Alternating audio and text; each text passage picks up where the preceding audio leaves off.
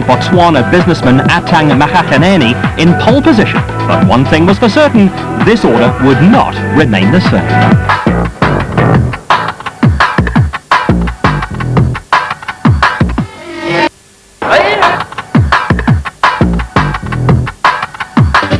In contrast to previous years, where 2 loops of 250 kilometres each were used, this year's Colt Baberspan 500 route comprised a single 500 kilometre long loop with a service point at the halfway mark.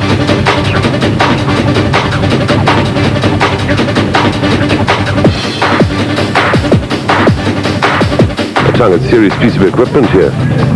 This is, I think, is the best piece of equipment in off-road racing. This car won the Roof of Africa in 1999, and we also participated in the Roof of Africa last year. We didn't do very well, but I think we're a very capable team. Myself, my driver, now obviously our sponsor Speedstick. With this car that we have, we did well on the trials yesterday. There's a lot of competition, but we did very well, especially to the fact that it's our first race on the vehicle, and we just have to take it easy, and it's a long race, and we'll finish well. Cliff Weichelt and Johan Smalberger were quickest in the production vehicle category in their N1 4x4 Toyota Land Cruiser. Oh, well, we're just going to try and stick with the pace, see the pace we had yesterday, because we were actually quite comfortable. We're going to try and stick with that pace and try and go through. Try not to get punctures, try not to stop. That's been our problem in the past. We had to stop too many times. Early morning Saturday, and competitors knew they were facing a lot of water in certain areas after heavy rainfalls in the area over the last few weeks. The Speedstick Raceco was treading very carefully indeed.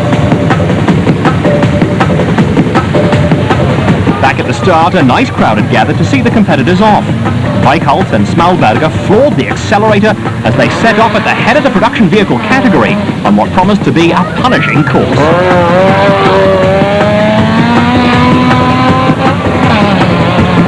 Multiple off-road and rally champions Hannes Fobler and Richard Leek started 10th in the BP Nissan Hardbody, an almost standard vehicle which brought them home 3rd overall in the Lichtenberg 400.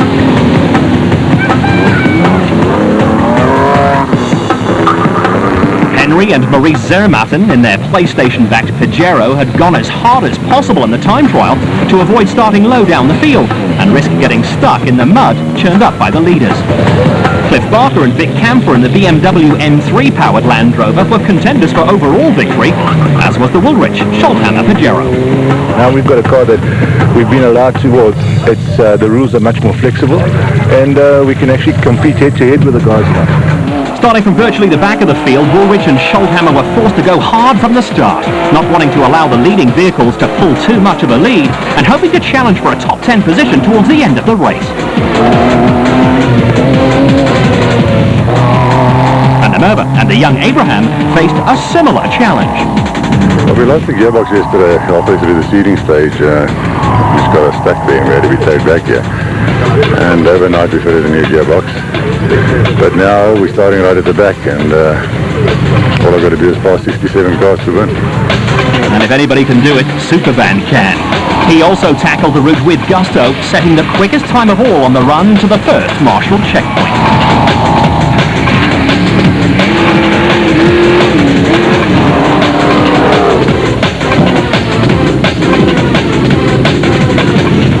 An indication of just how competitive off-road racing has become in both motor vehicle categories was the fact that some hour and a half into the race, the top runners were still closely bunched together.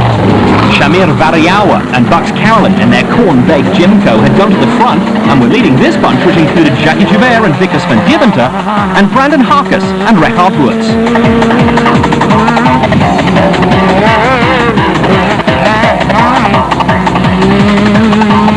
Still running at the head of the production vehicle category at this stage were Weichelt and Smalberger in the N1 4x4 Toyota Land Cruiser. But they were being hauled in by the PlayStation Pajero of Henry and Maurice Zermatten, who were in contention in Class D for slightly modified production vehicles. Up to now, they were having a trouble-free run. Further down the field, the competition between the remaining production vehicles was also desperately close, as defending champions Api Reinecker and Robin Houghton in their Castrol Toyota Land Cruiser began to move up the field, here getting past the Nissan of Hein Krobler and Charles Volmerans.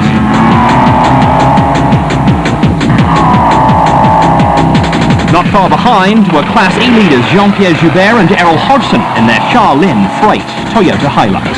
The Dark Dog Raceco of John Weir-Smith, sixth in the Special Vehicle Championship after the Lichtenberg 400, was holding a strong midfield position as we join Enzo Kuhn and Francois Jourdan in their Class D Colt. The pair started third in class and 20th overall. They were being chased hard and hauled in by another father and son combination, Schumi and Karl van Vuren from Botswana in their Castrol Toyota Land Cruiser.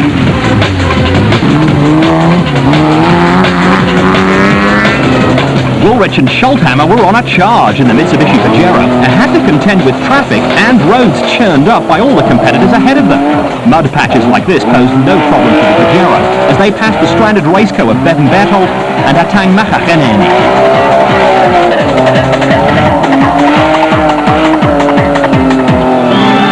River crossings are always popular with the spectators, and they were not to be disappointed at Setlahuoli. Jacques Joubert and Vickers van Deventer were still going strong in their Jojo Tanks Beetle, now at the head of this pack of special vehicles. Joubert decided the only way to defend is to attack. The Reds followed suit as getting stuck here would seriously damage their chances of staying with the leading bunch. Gerhard and Laurens Duplessis had in the meantime got past early special vehicle category leaders Shamir Variawa and Bucks Carolyn in the Cornbake Jimco.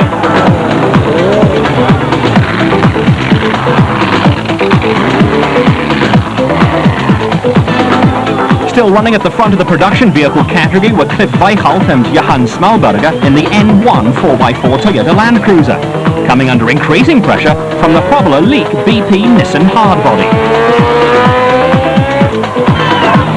The ever-consistent Henry and Maurice Zermatten were still having a trouble-free run in their PlayStation Pajero. Further back, Reinecker and Houghton in the Castrol Toyota Land Cruiser were still ahead of Krobler and Volmerans, and by now these two teams were joined by another group of production vehicles. Having finished only fifth in the Lichtenberg 400 and needing a much better result here, the defending champions were pacing themselves well. Well, not everybody got through without a problem, as Hein Krobler and Charles Volmerans saw one vehicle after another pass them by. That was the Toyota of Piet Haasbroek and Christo Bosch, and after a few attempts, the Nissan got going. John Weir-Smith and Jeff Minnett had the same problem in their Dark Dog Raceco, much to the delight of the spectators who could then lend a helping hand. Enzo Kuhn and Francois Jourdan were still in contention in Class D. But the team on a mission was the Pajero pairing of Neil Woolrich and Kenny Schulthammer, who'd been picking them off one by one and were technically in the lead on corrected time. Also flying through the field were Sarel van der Merwe and Scott Abraham in the SALive.com Jeep Cherokee.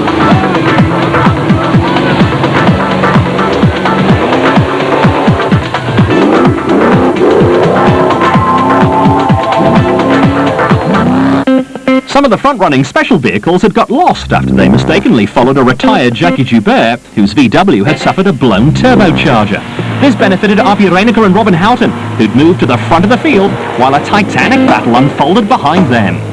Piet Haasbroek and Christo Bosch had moved up into second position on the road. Weir-Smith and Minnett were now leading the special vehicle pack. Henry and Maurice Zermatten in the PlayStation Pajero showed true sportsmanship by allowing the faster Franz Chefek Sr. and Jr. in their Epson V Motors Chenoweth through. Weichelt and Smalberger had dropped off the pace after picking up a puncture and overheating problems and were being chased by the Duplessis brothers in their Chenoweth. Variawa and Carolyn were still playing the waiting game.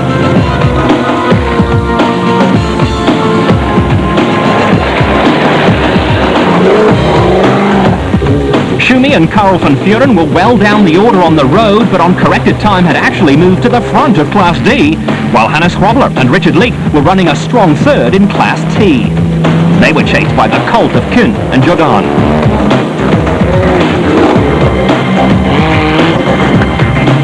Henry Costain and Renier Juster in their Raceco were in the top 5 in the special vehicle category, while Andrew and Chris Birkin were well on their way to breaking the non-finishers jinx that's been plaguing them for some time. Greg Harvey and Boy Stone in their Castrol Jimco were on their way to finishing third in the special vehicle category. Woolrich and Schulthammer were by far the quickest of them all, and on corrected time had taken the overall lead. Gerhard Kampfer and Oki Puri were heading for a top 3 finish in Class T in the Quadrishaw Toyota Hilux. In the Class B battle, KwaZulu-Natal driver Billy Bond in the Prolong Sandmaster was being chased by the Sandmaster of Freddie van der Linde. The Van der Merwe Abraham Jeep was on a real charge. On corrected time, they were now a second overall, while Derek and Tina de Bruin were on their way to a 5th place finish in Class D.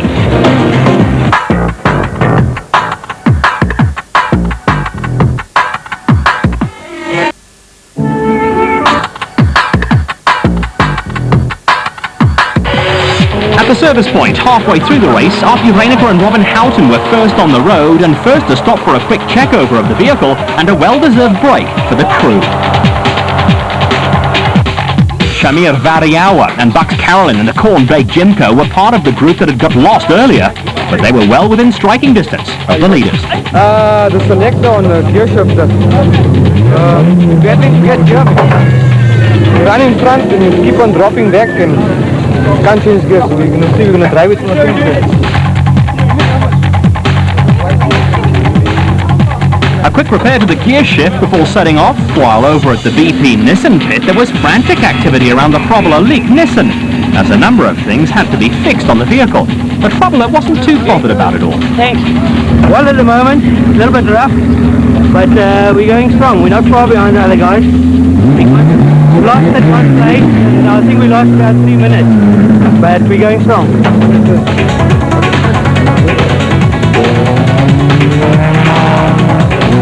While everybody else stopped, Woolrich and Schulthammer didn't even bother. The large fuel tank on the Pajero a distinct advantage. In the cold pits, a dirty Enzo Kun was still smiling. Better than last time. I think it's the driver's taking more straight this time. But we're struggling with oil usage. Motor is using a lot of oil, but apart from that, everything's fine. Now way down the field after running out of fuel and losing a lot of time, the Van der Merwe Abraham combination had begun to experience some problems with the SALive.com Jeep. Apart from an overheating engine, there was also a fuel surge problem, and the Maestro was doing well to suppress his disappointment. Well, we lost 42 minutes running out of fuel. Otherwise it would have been good. After the refuel, the Chepex soon caught up with Reiniger and Houghton and were leading the field, but some dubious route markings caused them to wrong slot, which cost them some time. The Castrol Toyota Land Cruiser was suffering from overheating problems, but there were no such problems for the Duplessis brothers. Shamir Variawa and Bucks Carolyn were setting a blistering pace, chasing the Duplessis brothers, but they would also fall foul of poor route markings towards the end, while Schumi and Karl van Vuren were now effectively leading Class D. This is the appropriately named Duchterbos area, which posed a special challenge for the likes of Weir Smith and Minute, who were also suffering from electrical problems. The Zermattens were taking it easy as they could only take a half tank of fuel on board at the service point. But Woolrich and Schulthammer were still flying in what had turned out to be an incredible drive. Duchterbos challenged the cruise with its tight and twisty route, with the ever-present threat of stray animals a danger. Cobbler and Leek were now well on their way to second place in Class T. The spectators had gathered at the famous Marietsane dry river crossing, and in true off-road tradition, most had made a day, or a weekend of it. They were looking forward to the spectacle of these off-road machines blasting past and were definitely not disappointed as Shamir Variawa charged over the rocky surface in pursuit of overall victory. Just as spectacular was the Mitsubishi Pajero of hard-charging Neil Woolrich and Kenny Schulthammer. And the popular Hannes Wobbler had the crowd fully behind him too.